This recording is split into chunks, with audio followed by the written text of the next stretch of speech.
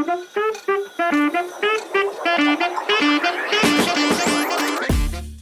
selamat datang saya ucapkan kepada Ibu. Sebelumnya mohon izin memperkenalkan diri, saya Siti Yunisa dari D3 Kebidanan tingkat 3 kebetulan. Iya. Nah, di sini mungkin saya akan sedikit bertanya-tanya mengenai kebidanan atau IBI dan sedikit sharing aja kita kepada teman-teman yang ada di luar sana. Boleh sebelumnya bisa diperkenalkan diri Ibu, dari mana asalnya gitu. Terima kasih. Siapa tadi Teh? Ica, bisa dipanggil Ica. Teh Ica ya. Baik Teh Ica, nama saya Eva Ariantini ya. Saya memang profesi saya bidan ya.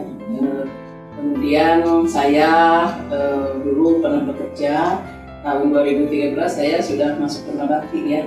Dan sekarang alhamdulillah saya saat ini diamanati ya oleh anggota IBI di Jawa Barat, yaitu menjadi ketua IBI Provinsi Jawa Barat. Oke, berarti namanya Ibu Eva ya? Bisa dipanggil Ibu Eva sebagai Ketua IBI yang ada di Provinsi Jawa Barat. Ya. Oke Ibu, mungkin selanjutnya saya akan bertanya lagi. Nah, kan teman-teman banyak nih Bu ya di luar sana bertanya mengenai kebidanan gitu. Nah, ada juga dari yang laki-laki atau yang dari putra gitu bertanya, kenapa sih kebidanan itu harus perempuan gitu? Nggak boleh laki-laki gitu. Nah, itu bisa dijelaskan alasannya kenapa Ibu? Oke. Tapi yang jelas ya kalau alasan kenapa saat ini memang kan bidan itu lebih banyak mitra kerjanya juga adalah perempuan ya. Mungkin kalau perempuan itu lebih halus gitu ya, kemudian juga lebih dekat dengan perempuan, bagaimana juga bisa berkomunikasi dengan baik. Sebetulnya bisa aja sih mungkin laki-laki, tapi dari pendidikan kebidanan itu memang ditujukan untuk saat ini adalah memang perempuan ya. Di dalam kode etik yang terbaru ada definisi dari bidan itu sendiri adalah seorang perempuan, dan di situ sudah disebutkan di dalam definisinya yang kemudian mengikuti pendidikan apakah itu di luar negeri ataupun di dalam negeri gitu. Dan kemudian bidan itu memberikan asuhan kepada perempuan gitu. Jadi memang sebetulnya memang sudah di dalam anggaran dasar, anggaran rumah tangga IBI juga sudah dijelaskan bahwa bidan itu adalah seorang perempuan. Jadi pengertian besarnya untuk perempuan. Nah, jadi kebidanannya itu mendunia juga kan ya Bu ya? Iya, betul. Mendunia, bukan hanya di Indonesia. Iya. Jadi kan organisasi IBI, Ikatan Bidan Indonesia ya, ini di Indonesia. Kemudian IBI itu menjadi salah satu anggota dari ICM, International Confederation Midwife ya gitu.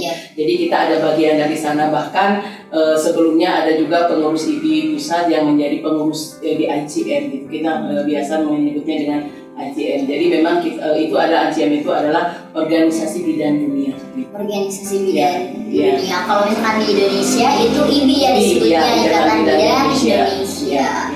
Nah, kalau misalkan IBI itu biasanya program apa saja sih yang dilakukan oleh IBI tersebut gitu? Programnya atau tugas dari jadi program IBI-nya sendiri ya. Iya, program jadi, atau tugas. Sesuai dengan visi misi ya, bahwa bidan itu untuk memberikan pelayanan secara global ya. Kemudian juga tujuan dari IBI itu sendiri bagaimana menggalang persatuan atas anggotanya, kemudian juga memberikan pelayanan kepada masyarakat, juga mensejahterakan anggota gitu. Jadi memang untuk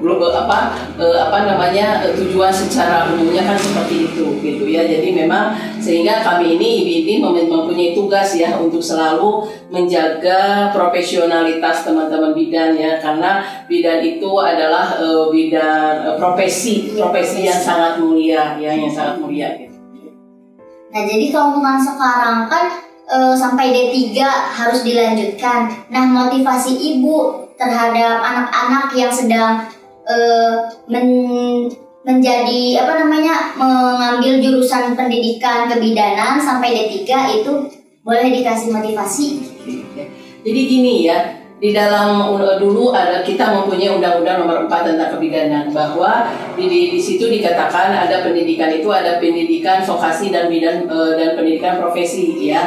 Vokasi itu adalah ahli media kebidanan dan kemudian profesi. Nah, kemudian ketika Undang-Undang Nomor 17 disahkan, kemudian Undang-Undang Nomor 4 tidak ada, di situ masih dicantumkan bahwa bidan itu sebagai tenaga kesehatan dan ada dua, yaitu bidan vokasi dan bidan profesi gitu.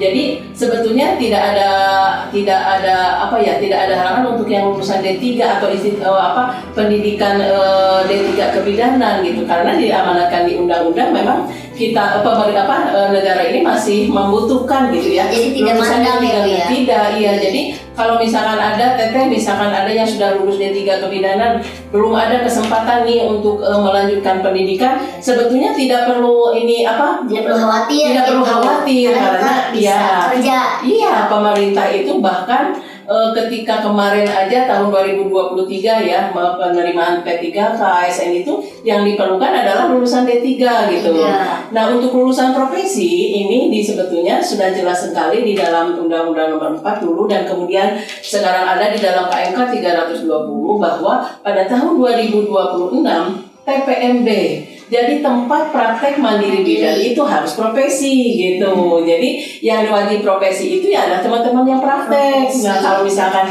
saya sekarang praktek, kemudian saya lulusan diploma 3 kebidanan, sampai tahun 2026 saya tidak melanjutkan pendidikan ke profesi, 2026 saya tidak boleh praktek gitu. Jadi saya harus menurunkan plannya, saya harus sekolah dulu, jadi itu yang membedakannya. Jadi kalau lulusan D3 kebidanan saat ini puskesmas, rumah sakit itu masih membutuhkan tenaga D3 kebidanan. Bisa menerima gitu. Ya, masih bisa menerima gitu. Cuman minusnya memang belum bisa membuka praktek atau klinik sendiri. Iya, betul. Harus menempuh pendidikan profesi. Nah, kalau dari D3 kebidanan pastikan harus ke akademi dulu ya, S1 kebidanan atau setara sarjana ya, sarjana terapan kebidanan, baru lanjut ke profesi. Jadi untuk saat ini profesi itu memang diperuntukkan untuk tempat praktek mandiri bidan gitu. Walaupun mungkin beberapa rumah sakit atau ada instansi yang lain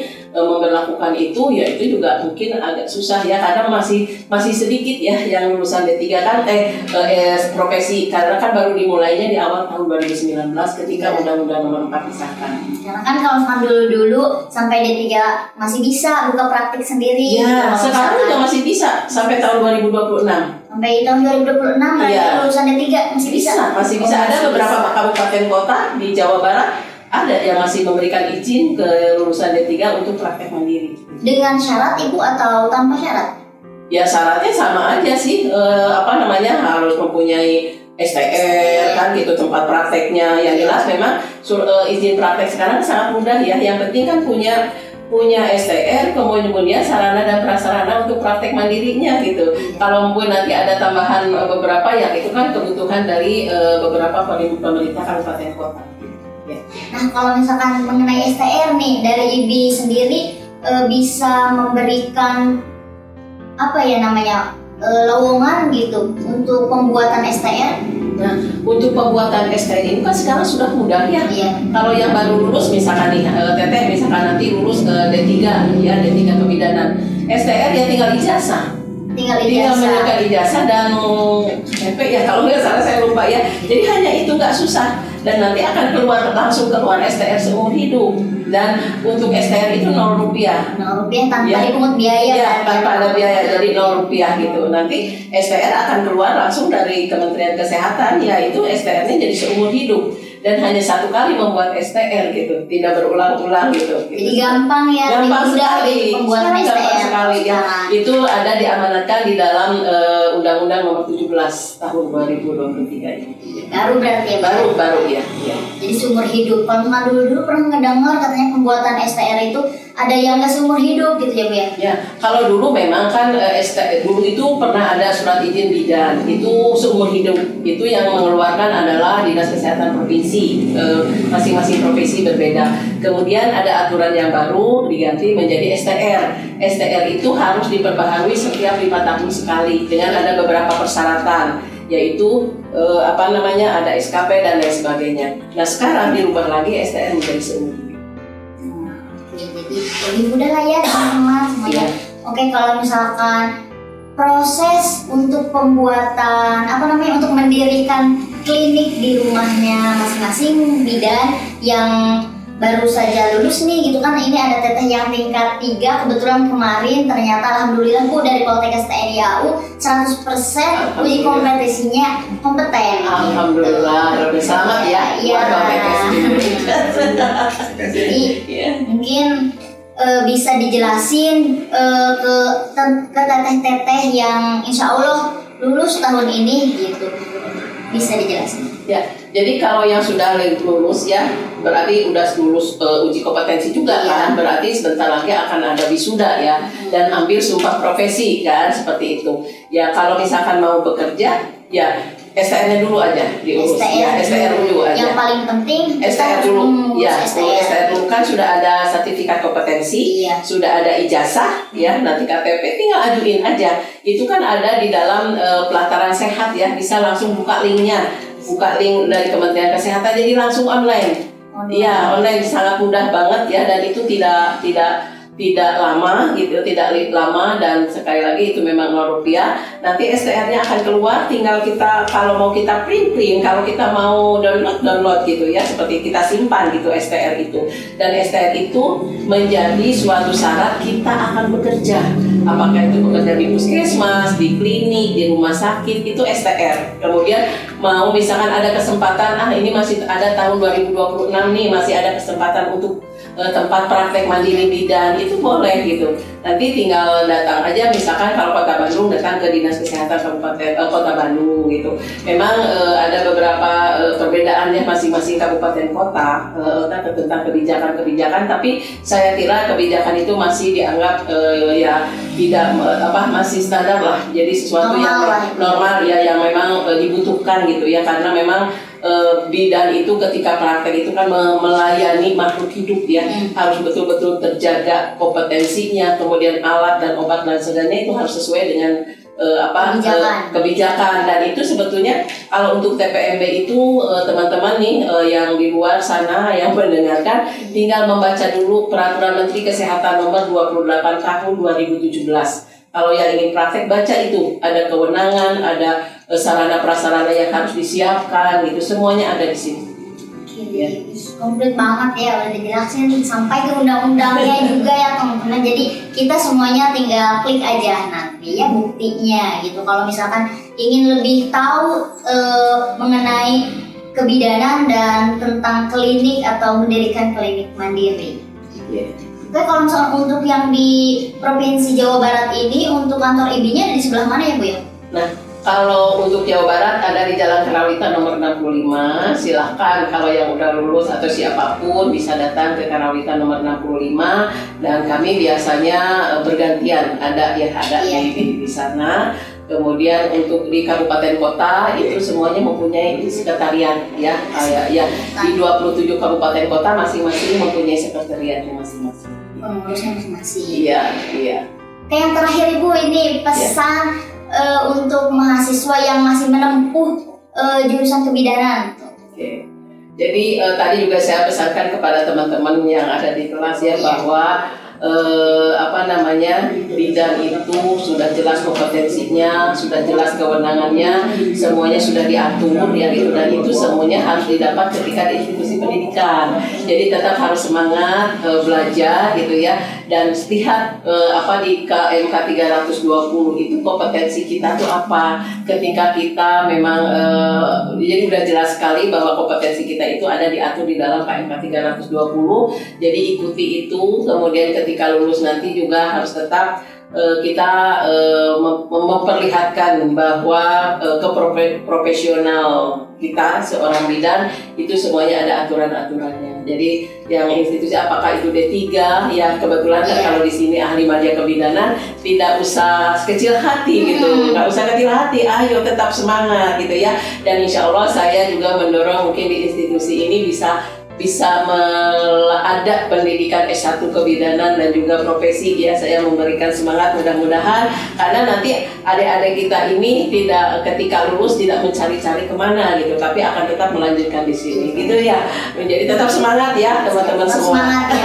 Karena kan kalau di kampus kita ini kebetulan masih di D3 gitu ya Bu. Karena saya pribadi juga merasakan gitu, rasa khawatir itu pasti ada aja gitu kan. Karena teman-teman yang di luar sana ngambilnya S1 sampai profesi gitu, khawatirnya nanti ketika lulus dari D3 ini gitu, apakah saya bisa melanjutkan kembali atau apakah stuck gitu di sini gitu.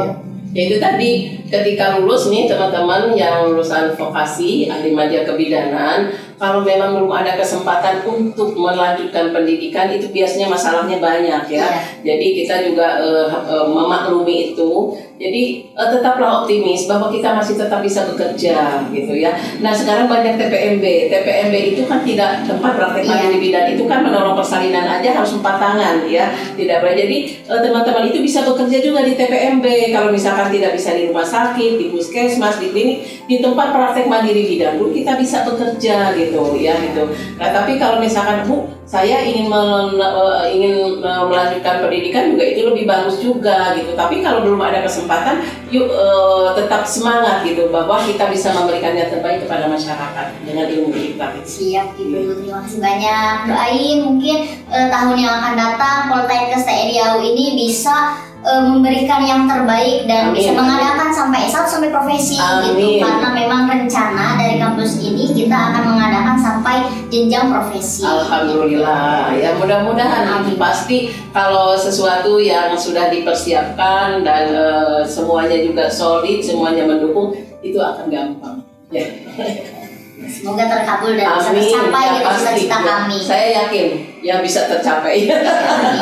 Oke, baik Ibu, mungkin cukup ya, saya cukupkan sampai di sini. Terima kasih banyak Ibu atas kehadirannya di kampus kita. Terima kasih banyak juga sudah mengikuti dan bisa diajak untuk sharing kita ya teman-teman. Terima kasih. Semoga TNI Angkatan Udara itu tetap jaya, tetap baik dan lebih baik lagi. Terima kasih. Assalamualaikum warahmatullahi wabarakatuh.